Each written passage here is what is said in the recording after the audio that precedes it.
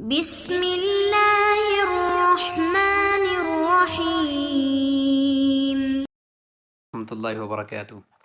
عزیز طلبہ کرام، مختصر القدوری کا آج سبق نمبر 50 ہے،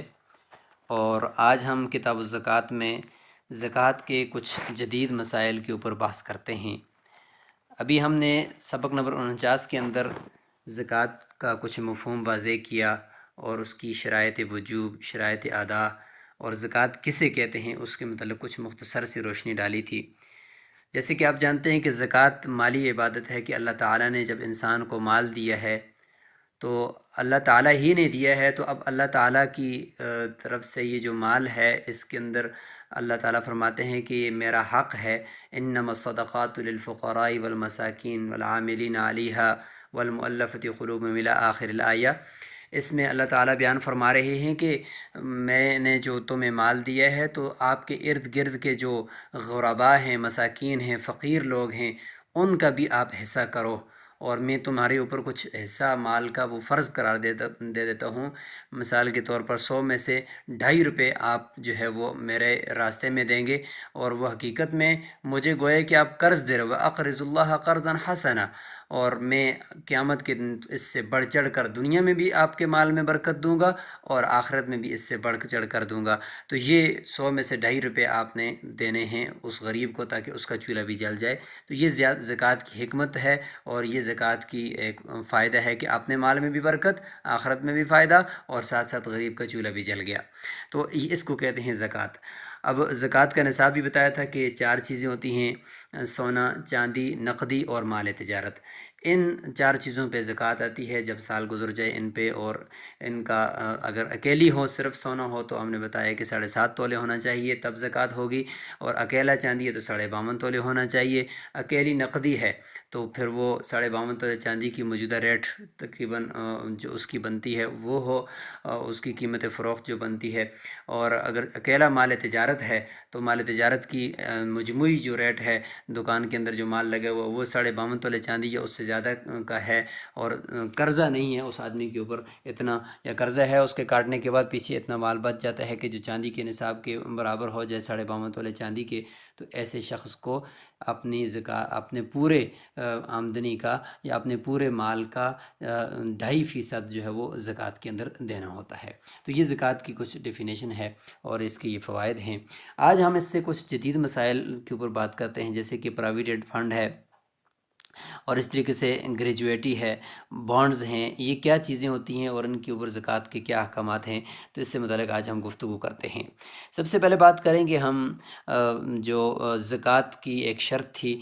الزکوٰۃ واجبۃ علی الحر، کہ زکوٰۃ واجب ہے آزاد آدمی کے اوپر۔ تو اسی کے ضمن میں ایک جدید مسئلہ یہ پیش آتا ہے کہ قومی اور جو رفائی فنڈز ہوتے ہیں، ہیلپنگ فنڈ جسے ہم کہتے ہیں، مختلف قسم کے ٹرسٹ ہوتے ہیں، ان میں آپ اگر مال وقف کرتے ہو، مال دیتے ہو، تو اس مال کے اوپر کیا زکوٰۃ ہوگی اس فنڈ کے اوپر؟ تو فرمایا کہ اس میں زکوٰۃ نہیں ہوگی۔ کیوں؟ اس لیے کہ زکوٰۃ کے لیے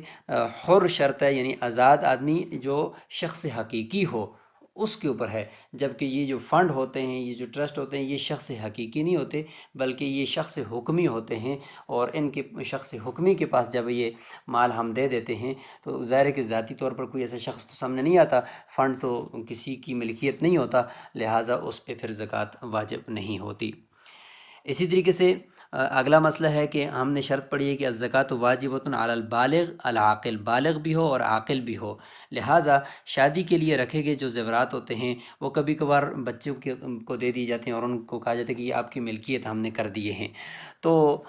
بچے مالک بنتے یا نہیں بنتے یہ ایک الگ مسئلہ ہے، لیکن جب والدین اپنی ملکیت سے نکال کر ان کے حوالے کر دیں تو نہ بچے پر زکوٰۃ ہے، چونکہ بچے کے مال میں زکوٰۃ ہوتی نہیں ہے، بالغ ہونا شرط ہے زکوٰۃ کے لیے، تو نہ والدین کے اوپر زکوٰۃ آئے گی اس زیور کی، کیونکہ وہ زیور انہوں نے بچے کے حوالے کر دیا، اپنی ملکیت سے نکال دیا۔ تو لہٰذا یہ اس حوالے سے اس مسئلے کو بھی اچھی طریقے سے آپ سمجھ لیں۔ اور اگر وہ سونا چاندی ابھی تک والدین کے پاس ہی ہے، ان کی اپنی ملکیت میں، بڑے ہو کر وہ کہتے ہیں کہ ہم اپنے بچوں کو دیں گے، تو پھر اس صورت میں والدین کے اوپر زکوٰۃ آئے گی۔ اگلا مسئلہ ہے کہ اذا ملک نصابا کاملا، شرط تھی کہ نصاب کامل کا مالک ہو اور ملک تام ہونی چاہیے۔ ملک تام نصاب کامل، نصاب کامل یعنی 52.5 تولے چاندی کی قیمت کو پہنچ جائے۔ اور ملک تام کا مطلب یہ کہ ملکیت بھی حاصل ہو اور ساتھ ساتھ قبضہ بھی حاصل ہو، تو دونوں چیزیں ہوں، اس کو ملک تام کہتے ہیں۔ لہٰذا پروویڈنٹ فنڈ کسے کہتے ہیں؟ پروویڈنٹ فنڈ کہتے ہیں کہ دو قسم کا ہوگا، اگلے پہلے کی جو حکم ہے وہ یہاں پہ بیان کریں گے، دوسرا کا تھوڑی دیر کے بعد بیان ہوگا۔ پہلا یہ ہوتا ہے پروویڈنٹ فنڈ کے جو جبراً حکومت خود سرکاری ملازم کی تنخواہ سے ہر مہینے تھوڑا تھوڑا کاٹ رہی ہوتی ہے کچھ رقم، اور اس کو اپنے پاس محفوظ کرتی ہے، اور جب بھی ریٹائرڈ ہوتا ہے تو پھر اس وقت اس رقم کے بقدر اتنی رقم حکومت اپنی طرف سے ملا کر وہ اس کو پینشن کی شکل میں دے دیتی ہے، اس کو کہتے ہیں پروویڈنٹ فنڈ۔ یہ جو حکومت اپنے مرضی سے کاٹتی ہے اور ملازم کا اس میں کوئی اختیار نہیں ہوتا، تو اس کا حکم بیان کیا جا رہا ہے۔ تو اس کا حکم یہ ہے کہ اس کے اوپر جو زکوٰۃ آئے گی، تو ابھی تک جب وہ اس کی تنخواہ سے کٹ کٹ کر وہاں جمع ہو رہا ہے تو گزشتہ سالوں کا کوئی بھی زکوٰۃ اس کے اوپر لازم نہیں آئے گی، کیونکہ مالک تو ہے یہ ملازم کی، اس کی ملکیت سے جا رہا ہے کچھ حصہ اس کے مال کا، لیکن یہ کہ اس کا قبضہ اس پہ نہیں ہے۔ جب قبضہ نہیں ہے تو یہ ملک تام نہیں ہے۔ ہماری شرط یہ ہے کہ ملک تام ہو، لہٰذا پروویڈنٹ فنڈ کے اوپر زکوٰۃ گزشتہ سالوں کی تو نہیں ہوگی، پھر جب اکٹھی پینشن مل جائے گی اس پر جب سال گزرے گا تو اس پہ پھر الگ سے زکوٰۃ ہوگی۔ اچھا، اسی طریقے سے سیکورٹی ڈپازٹ ہوتا ہے کہ آپ نے مکان کرائے پر لیا یا دکان کرائے پر لی، تو مالک مکان یا مالک دکان وہ آپ سے کچھ رقم لے لیتا ہے کہ میں سیکورٹی کے طور پر، کہ کہیں آپ بھاگ نہ جائیں میرا کرایہ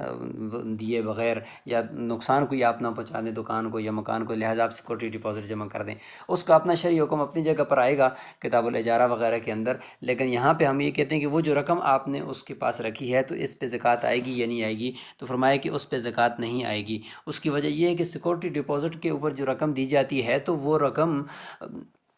رہن کے طور پر ہوتی ہے، اس کا حکم شرعاً رہن کا ہے، لہٰذا جب وہ راہن کی ملکیت سے نکل گئی تو راہن کی اوپر زکوٰۃ نہیں ہے۔ مرتہن کی ملکیت میں تو وہ ہوتی نہیں ہے، مرتہن اس کا مالک ہوتا نہیں ہے، اس نے امانت کے طور پر اس کی حفاظت کرنی ہوتی ہے، لہٰذا دونوں پر زکوٰۃ نہیں آئے گی۔ اسی طریقے سے گریجویٹی فنڈ ہوتا ہے کہ اپنی طرف سے بطور تبرع کے سرکاری ادارے یا پرائیویٹ ادارے اپنے ملازم کو آخر میں دے دیتے ہیں، اس کو رخصت کرتے وقت کچھ فنڈ دے دیتے ہیں، اس کو گریجویٹی فنڈ کہتے ہیں۔ پرائیویٹ فنڈ ہی کی طرح کی ایک ہوتا ہے، لیکن بطور تبرع اور احسان کے، اور اس کی قابلیت کے مطابق کبھی کم کبھی زیادہ یہ ہوتا رہتا ہے۔ تو اس طرح کا جو گریجویٹی فنڈ ہے، ظاہر ہے کہ اس کے اوپر اس کی ملکیت ہی نہیں ہوتی اور قبضہ بھی نہیں ہوتا، لہٰذا اس کا بھی گزشتہ سالوں کی زکوٰۃ تو نہیں ہوگی، پھر جب اکٹھی ملے گی اس پہ سال گزرے گا تو اس کی زکوٰۃ اس پہ لازم ہوگی۔ اسی طریقے سے ہے جی اگلا ہے پروویڈنٹ فنڈ میں جمع کردہ رقم، یعنی خود اپنے اختیار سے ملازم نے، سرکاری ملازم نے اپنے ہر مہینے کی تنخواہ میں سے کچھ کٹوتی کر کے خود کروا کر اپنے اختیار سے حکومت کے پاس جمع کر دیا، تو یہ اس نے اپنے اختیار سے کیا، حکومت اس کی جو ہے وہ سمجھ لیں کہ اس کی طرف سے ایک وکیل بن کر اس کے اوپر وہ قبضہ کر رہی ہوتی ہے، اور وکیل کا جو قبضہ ہوتا ہے، موکل کا قبضہ، وہ ایک ہی شمار ہوتا ہے۔ تو یہاں پہ ہم یہ سمجھیں گے کہ یہ جو پروویڈنٹ فنڈ اس نے خود اپنی مرضی سے جمع کروایا ہے ہر مہینے، تو اس ملازم نے یہ وکیل بنا دیا ہے حکومت کو اپنا، لہٰذا وکیل کا قبضہ اس کا قبضہ ہے، لہٰذا قبضہ بھی ہو گیا، ملکیت بھی ہے، لہٰذا اس مال کے اوپر گزشتہ سالوں کی بھی زکوٰۃ ہوگی۔ جب اس کو مال ملے گا تو جتنے سال تک یہ ملازمت کرتا رہا تو پچھلے سالوں کی، اگر پچھلے سالوں کے ساتھ ساتھ تو اپنے دوسرے نصاب کے ساتھ ادا کرتا رہا تو ٹھیک ہے، اگر نہیں کی تو پھر گزشتہ سالوں کی بھی زکوٰۃ کا حساب کر کے یہ زکوٰۃ اس نے دینی ہوگی۔ البتہ یہ جو اپنے اختیار سے جمع کرواتا ہے یہ درست نہیں ہے یہ طریقہ، کیونکہ ہاں اپنا جتنا جمع کروایا وہ تو لے سکتا ہے، لیکن ساتھ جو حکومت اپنی طرف سے ساتھ دے گی وہ پھر درست نہیں ہوگا، اس میں سود کا شائبہ ہے۔ آگے چلتے ہیں، حج کمیٹی یا پرائیویٹ ٹور کے طور پر جو رقم پہلے جمع کی جاتی ہے، حج کمیٹی پہلے جمع کرتی ہے اور وہ رقم پھر اس کے پاس واپس نہیں آتی، جو جانے والا ہوتا ہے حاجی اس کے پاس واپس نہیں آتی، پھر جب وہ فلائٹ وغیرہ جو ان کی فائنل ہو جاتی ہیں کہ بھئی فلاں دن نکلنا ہے، تو اس وقت اس کا سال اگر پورا ہو رہا ہے تو ظاہر ہے کہ یہ اس کی ملکیت سے یہ مال نکل چکا ہے اور قبضے سے بھی نکل چکا ہے، لہٰذا اس صورت کے اندر اس حج کمیٹی کے اوپر کے لیے جو جمع کی ہوئی جو رقم ہے اس میں حج کے لیے، تو اس پر بھی زکوٰۃ نہیں آئے گی۔ اچھا، بینک میں آپ نے کوئی اپنی رقم جمع کر دی ہے، اور وہ چاہے وہ آپ کے کرنٹ اکاؤنٹ میں ہے یا آپ کے دوسرے کسی اکاؤنٹس میں ہے، تو اس رقم کے اندر بھی ظاہر ہے کہ آپ نے اپنے اختیار سے آپ نے جمع کی ہے، اور آپ جب بھی چاہیں اے ٹی ایم کے ذریعے سے، چیک بک کے ذریعے سے جب بھی چاہیں آپ اپنے اس مال میں تصرف کر سکتے ہیں، تو یہ اس میں ملکیت تو ویسے بھی آپ کی ہے، اور ساتھ ساتھ قبضہ بھی آپ کا یہاں پہ تام ہے کہ آپ کے اختیار سے آپ نے وہاں پہ رکھا ہوا ہے، گویا کہ کسی صندوق میں آپ نے رکھی ہوئی ہے، تو جب چاہیں آپ وہاں سے لے سکتے ہیں، کوئی رکاوٹ نہیں ہے، تو قبضہ بھی آپ کا تام ہے، لہذا بینک میں جمع شدہ زکوٰۃ پر بھی مال پر بھی زکوٰۃ لازم ہوگی۔ درآمدات اور برآمدات تجارت، یعنی درآمدات کا معنی ہے کہ باہر ملک سے آپ کوئی چیز امپورٹ کر رہے ہیں، اور برآمدات کا مطلب ہے کہ کوئی چیز یہاں سے آپ ایکسپورٹ کر رہے ہیں۔ تو امپورٹ اور ایکسپورٹ کے لیے جو مال آپ باہر سے جو مال آپ منگواتے ہیں شپ کے اوپر، وہ باہر سے کشتی کے اوپر وہ ڈال کر وہاں سے بھیج رہا ہے بھائی، اور یہاں سے آپ اس کو پیسے بھیج رہے ہیں، تو اس کی دو صورتیں ہوتی ہیں اس کی فروخت کی، خرید و فروخت کی۔ ایک صورت تو یہ ہوتی ہے کہ وعدہ بے کرتے ہیں، صرف یہ وعدہ بے کرتے ہیں، اور وعدہ بے کر کے اس کے بعد پھر جب مال پہنچ جاتا ہے تو اس کے بعد پھر یہ پکی بے ہو جاتی ہے، یعنی پہلے مکمل بے نہیں کرتے۔ تو اس صورت میں جو مال وہاں سے بائی نے بھیجا اور یہاں سے جو مشتری نے پیسے بھیجے، تو اس صورت میں چونکہ ابھی تک نہ کامل قبضہ مشتری کا ہوا ہے مبیع پر، اور نہ ہی بائی کا ثمن پر ہوا ہے، کیونکہ بے ابھی تک مکمل نہیں ہوئی، تو اس صورت میں پھر جو مشتری نے پیسے بھیجے ہیں، اگرچہ اس نے بھیج دیے لیکن یہ اس کے اپنی ابھی تک ملکیت ہے، لہٰذا مشتری کے اوپر اس کے ثمن کی زکوٰۃ آئے گی، اور بائی کے اوپر جو اس نے ادھر سے سامان بھیجا ابھی تک اس کا سامان اس کا اپنا ہی ہے، اس کی زکوٰۃ اس کے اوپر آئے گی۔ البتہ اگر بے ہو گئی ہے، جب بے ہو چکی ہے، تو پھر مکمل بے ہونے کے بعد پھر مشتری نے یہاں سے پیسے بھیج دیے، اور ادھر سے جو بائی تھا اس نے وہاں سے چیز کشتی میں ڈال کر بھیج دی ہے، تو اس صورت میں ظاہر ہے کہ جب اس نے وہاں سے بھیج دی تو کشتی والوں نے جب لے لی تو گویا کہ یہ مشتری کی طرف سے قبضہ ہو گیا، اب وہ مشتری کی ہوگی، اب اس کی جو زکوٰۃ آئے گی وہ مشتری کے اوپر آئے گی، یعنی یہاں سے جو اس کو امپورٹ کر رہا ہے، اندر اپنے پاس لا رہا ہے، اور ادھر سے جب اس نے پیسے بھیج دیے، پیسے بائی کی طرف جب چلے گئے، تو ان پیسوں کی زکوٰۃ اب بائی کے اوپر آئے گی جس نے یہ مال اس کی طرف بھیجا ہے۔ وحال علیہ الحول، ہم نے ایک مال کی ایک یہ شرط بھی پڑھی تھی کہ اس کے اوپر سال گزر جائے، جو نصاب ہے اس کے اوپر سال گزر جائے، تو اس میں یہ ہے کہ سال کون سا، یا انگریزی سال یعنی شمسی سال، اس میں تو 260 یا 360 دن 366 دن ہوتے ہیں، اور جبکہ قمری کے اندر 354 دن ہوتے ہیں، تو کون سا سال مراد ہوگا؟ تو شریعت میں نہ شمسی اور نہ ہی کوئی فلکیات کے کسی حساب کے اوپر انحصار ہے، بلکہ سیدھا سیدھا قمری جو ہے سوم لرؤیتہ و افطروا لرؤیتہ، لہٰذا چاند کے اعتبار سے جو مہینے ہوتے ہیں اس اعتبار سے جو بنتی ہے سن ہجری، اس اعتبار سے سال کا جو مکمل ہونا ہے وہ شریعت کے اندر زکوٰۃ کے اندر اس کا اعتبار کیا جاتا ہے۔ سونے چاندی کے ناک وغیرہ کبھی کبھار لگتے ہیں یا دانت لگائے جاتے ہیں، تو اس کا کیا اس سونے کے اوپر زکوٰۃ آئے گی یا نہیں آئے گی؟ تو اس کا حکم یہ ہے کہ سونے کے یہ دانت یا ناک یا کچھ بھی حصہ جسم کا لگا دیا ہے، اور وہ ہمیشہ ہمیشہ کے لیے وہاں پہ پیوست کر دیا ہے، کبھی وہاں سے وہ جدا نہیں ہوگا، تو اس صورت میں ظاہر ہے کہ وہ جسم کا حصہ بن گیا ہے، اور ہمارا یہ اصول ہے، یعنی فقہ کا یہ اصول ہے زکوٰۃ کے اندر، کہ وہ جو مال ہو وہ مال بڑھتا جائے، اس کے اندر ترقی ہو، وہ مال نامی ہو، جبکہ یہ جو سونا اس کے جسم کے ساتھ پیوست ہو گیا تو یہ مال نامی نہیں ہے، اس کے اندر کوئی بڑھوتری نہیں ہو رہی، تو بڑھوتری ہو نہیں رہی، لہٰذا یہ جسم کا حصہ ہے، اس پہ زکوٰۃ نہیں ہے۔ اگر وہ کسی وقت جدا ہو سکتے ہیں، عارضی طور پر لگائے ہوئے ہیں، تو پھر اس صورت کے اندر اس پہ بھی زکوٰۃ آئے گی۔ اموال تجارت کی زکوٰۃ کس اعتبار سے دی جائے؟ قیمت خرید کے اعتبار سے دی جائے یا قیمت فروخت کے اعتبار سے؟ یعنی جس قیمت پر اس نے مارکیٹ سے مال اٹھایا ہے دکاندار نے، تو اس قیمت پر دے، یا جس قیمت پر یہ دکاندار آگے اس مال کو فروخت کرے گا اپنے دکان کے سامان کو، اس قیمت پر زکوٰۃ دے؟ تو حکم یہ ہے کہ قیمت فروخت پر زکوٰۃ دے گا، جس قیمت پر یہ بیچنا چاہتا ہے اس قیمت کو کلیکٹ کرے گا اور اپنی دکان کے اندر چیزوں کا حساب کر کے زکوٰۃ دے گا۔ قرضہ ہے، ایک آدمی کے اوپر قرضہ ہے، ومن کان علیہ دین یحیط بمالہ، اس عبارت کے مطابق ہم مسئلہ بیان کر رہے ہیں، لون ہے اس کے اوپر، تو ظاہر ہے کہ اس لون کو نکالیں گے، اس کے بعد لون کو اگرچہ وہ ابھی ادا نہ کر رہا ہو، لیکن فی الحال ہم اس رقم کو حکماً، وہ رقم اس کی نہیں ہے جو اس کے جیب میں پڑی ہوئی ہے، حکماً اس کی نہیں ہے، کیونکہ تو اس کے اوپر اتنا قرضہ بھی ہے، اس کو مائنس کرنے کے بعد جو پیچھے بچے گا، اگر وہ نصاب کے بقدر مال ہے تو اس کے اوپر زکوٰۃ آئے گی، اگر نہیں ہے تو پھر نہیں آئے گی۔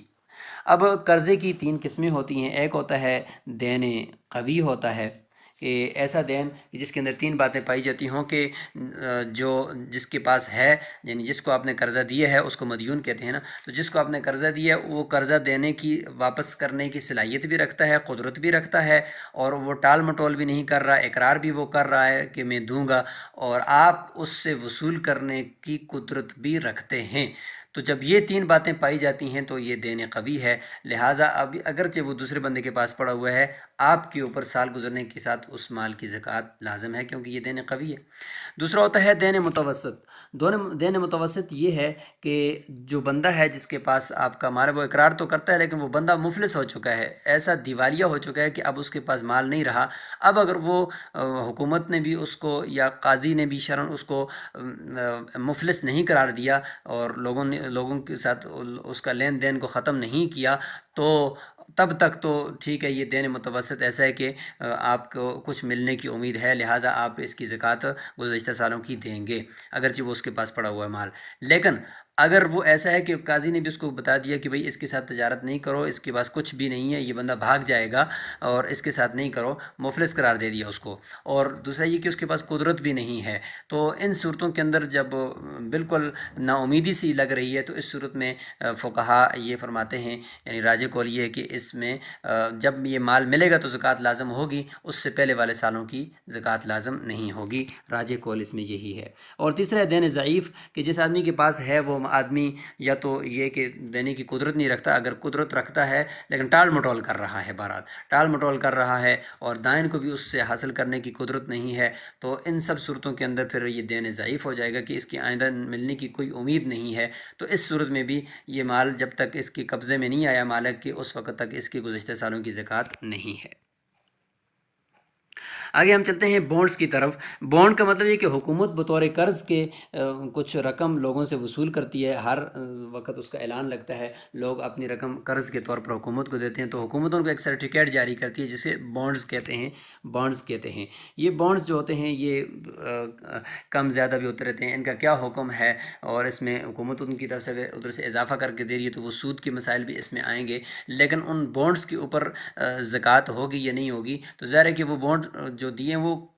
پیسے حکومت کو وہ قرض ہیں, اور قرض بھی ایسا ہے کہ دین قوی ہے کہ حکومت اس سے ٹال مٹول نہیں کرتی, حکومت دینے پہ قدرت بھی رکھتی ہے اور دائن اس سے وصول بھی کر سکتا ہے, اور یہ ساری چیزیں بھی موجود ہیں, حکومت اعتراف بھی کرتی ہے, لہٰذا وہ دین قوی ہے. جب دین قوی ہے تو گزشتہ سالوں کی جو زکوٰۃ ہے جب تک اس کے ہاتھ میں نہیں آیا اس وقت تک بھی جو سال اگر پورا ہوتا رہے گا تو یہ مالک اس پیسوں کی بھی زکوٰۃ ادا کرتا رہے گا. بیسی کمیٹی جو گھروں میں عورتیں بھی ڈالتی ہیں, اور ہر جگہ پہ یہ مشہور ہے کہ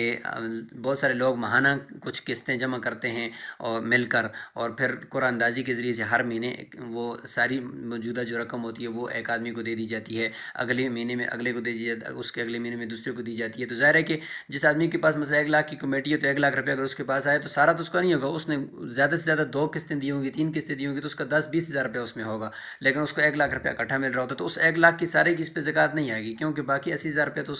اس کے پاس جو آیا تو وہ تو اس نے قسطیں بھرنی ہے نا, وہ تو قسطیں بھرنی ہیں, اور اس پہ تو اس نے اس کے اوپر تو وہ قرض آ گیا ہے, لہٰذا قرض کے اوپر تو زکوٰۃ نہیں ہوتی. لہٰذا جتنا اس کا 2,000 اس کا اپنا اس کمیٹی میں ہے تو وہ پچھلا کوئی اس کا اپنا کوئی نصاب چل رہا ہے تو اس کے ساتھ ملا کر زکوٰۃ دے گا, ورنہ اگر صرف اس کے پاس یہی 2,000 روپیہ اس کمیٹی کی 1 لاکھ کی کمیٹی کے اندر موجود ہے تو پھر اس پہ زکوٰۃ نہیں آئے گی.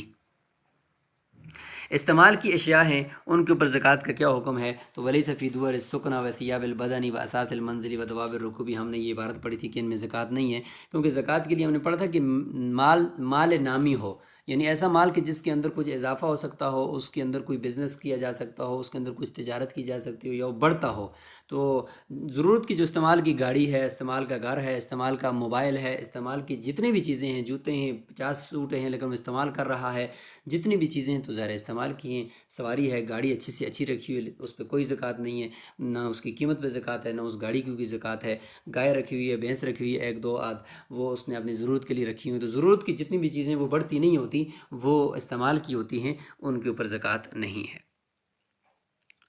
موبائل کے اوپر زکوٰۃ نہیں ہے، بے شک 40 50 60 ہزار کا موبائل ہے لیکن وہ اپنے پاس اس نے ایک رکھا ہوا، 2 رکھا ہوا، لیکن سارے ضرورت کے تحت اس نے رکھے ہوئے تو اس پہ زکوٰۃ نہیں آئے گی، مال نامی ہونا ضروری ہے زکوٰۃ کے لیے۔ اچھا، آٹو رکشا ہے یا کسی آدمی کے پاس 4 ویلر ہے، بڑی گاڑیاں ہیں، ٹرک ہیں، چلا رہا ہے اور اس کی آمدن اس کے پاس آ رہی ہے، تو گاڑی کی قیمتوں پر تو زکوٰۃ نہیں ہے کیونکہ یہ تو ضرورت میں داخل ہے کہ اس سے وہ کما رہا ہے اور اپنے گزر بسر کر رہا ہے۔ البتہ اگر اس کی جو آمدنی آ رہی ہے وہ آمدنی اتنی زیادہ ہے کہ وہ نصاب کو پہنچ رہی ہے اور سارا سال وہ اس کے پاس رہتی ہے، کم زیادہ تو ہوتی ہے لیکن نصاب اس کا پورا سال اس کا برقرار ہے، اس پہ قرضہ بھی نہیں ہے، تو پھر اس آمدنی پہ زکوٰۃ البتہ آئے گی۔ کارخانہ یا فیکٹری یا مشینیں ہیں، ان پر زکوٰۃ کا کیا حکم ہے؟ تو اس میں زکوٰۃ کا حکم یہ ہے کہ کارخانہ یا فیکٹری ہے تو اس میں اگر ایسا کارخانہ ہے کہ صرف لوگوں سے آرڈر کر لیتا ہے چیزیں اور بنا کر ان کو دے دیتا ہے، اور اس کی جو مشینری ہے وہ صرف مال لوگوں کو بنا کر آگے فروخت کر رہے ہوتے ہیں، خود مشینری نہیں بناتے بلکہ وہ مشینری صرف لوگوں سے آرڈر لے کر مال بناتے ہیں، تو اس وجہ سے اس مشینری کے اوپر کوئی زکوٰۃ نہیں آئے گی، اور البتہ مالیت جو ہے ہوگی اس کی، اگر وہ نصاب کو پہنچتی ہے تو اس پہ زکوٰۃ آئے گی۔ البتہ فیکٹری ایسی ہے کہ کارخانہ ایسا ہے کہ وہ خود مشینری بناتی ہے، اسلحہ بناتی ہے، دوسری چیزیں بناتی ہے اور وہ بنا کر فروخت کر رہی ہوتی ہے، تو پھر جو وہ اس نے خام مال چھوڑا ہوا ہے اس کا را میٹیریل، اس را میٹیریل کے بھی اوپر زکوٰۃ آئے گی، اور جو آگے تیار کر کے جو شو روم میں چیزیں رکھی ہوئی ہیں ان کے اوپر بھی زکوٰۃ پھر ان کی مالیت کے اعتبار سے آئے گی۔ اچھا، زکوٰۃ کی ادائیگی کے وقت نیت کا ہونا ضروری ہے، یہ ہم نے آخری شرط پڑھی تھی سبق نمبر 49 کے اندر، تو نیت کا ہونا ضروری ہے۔ تو نیت کا مطلب یہ ہے کہ صرف دل کا ارادہ ہونا چاہیے، لہٰذا اگلے بندے کو بتانا ضروری نہیں کہ میں زکوٰۃ سے دے رہا ہوں، صرف دل کا ارادہ ہو کہ میں یہ دے رہا ہوں، لہٰذا اگلے کو اگر گفٹ سمجھ کر آپ دے رہے ہیں تو آپ کی یہ زکوٰۃ پھر بھی ادا ہو جائے گی، کیونکہ آپ کے دل کے ارادے کے اوپر سارا ڈیپینڈ کرتا ہے، اگلے کو دیتے ہوئے آپ جو لفظ بھی بولیں اس کے اوپر کوئی انحصار نہیں ہے۔ تو آج ہم نے کچھ جدید مسائل کے اوپر گفتگو کی ہے، آپ نے دوبارہ لیکچر کو بار بار سن کے ان مسائل کو خوب اچھی طریقے سے ذہن نشین کر لینا ہے تاکہ زکوٰۃ کی جو شرائط ہیں ان کے ضمن میں یہ جدید مسائل آپ کو ازبر ہو جائیں۔ السلام علیکم ورحمۃ اللہ وبرکاتہ۔